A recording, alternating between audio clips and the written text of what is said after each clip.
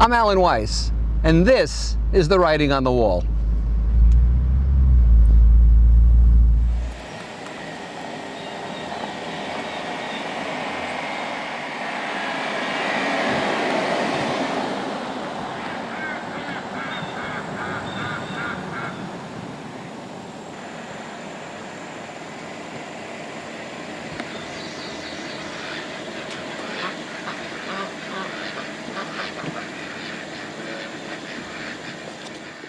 Welcome to Writing on the Wall. This episode's called A Dangerous Life. Yes, a dangerous life. Why? Well, the average age right now in the U.S. is approximately 80 years old.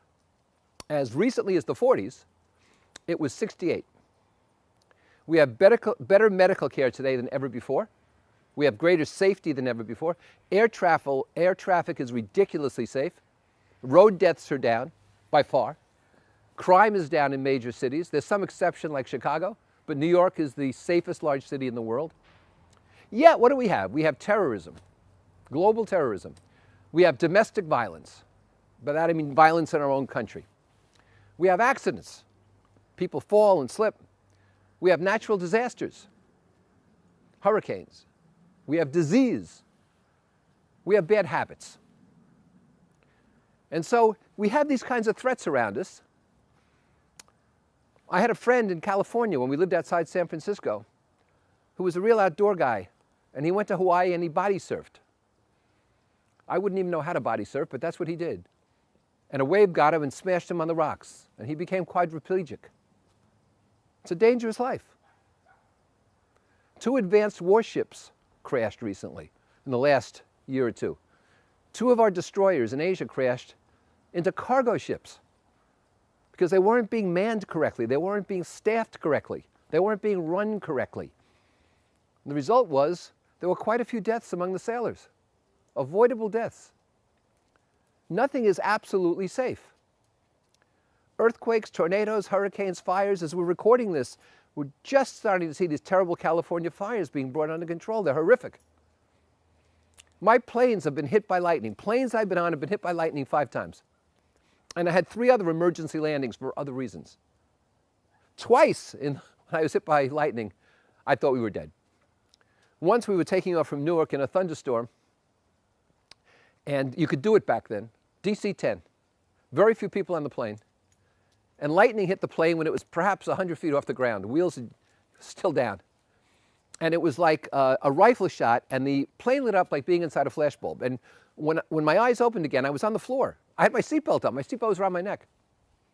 And the pilot said in his pilot voice, "So, ladies and gentlemen, some of you probably realized there was a bit of a thump.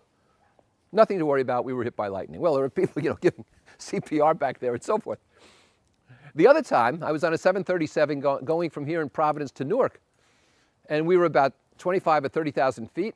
And as on the window is a guy next to me in first class on the bulkhead.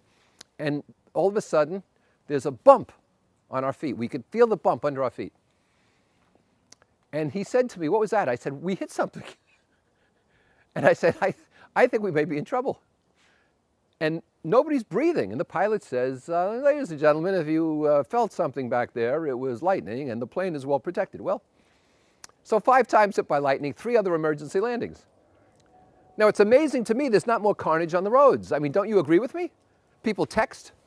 They use their phones. They screw around looking for music. I mean, even with a car radio, you've got to search for the music. My car has 27 options just to get music. External devices. People are drinking while they drive. Not just alcohol. People just drinking coffee when they drive is dangerous.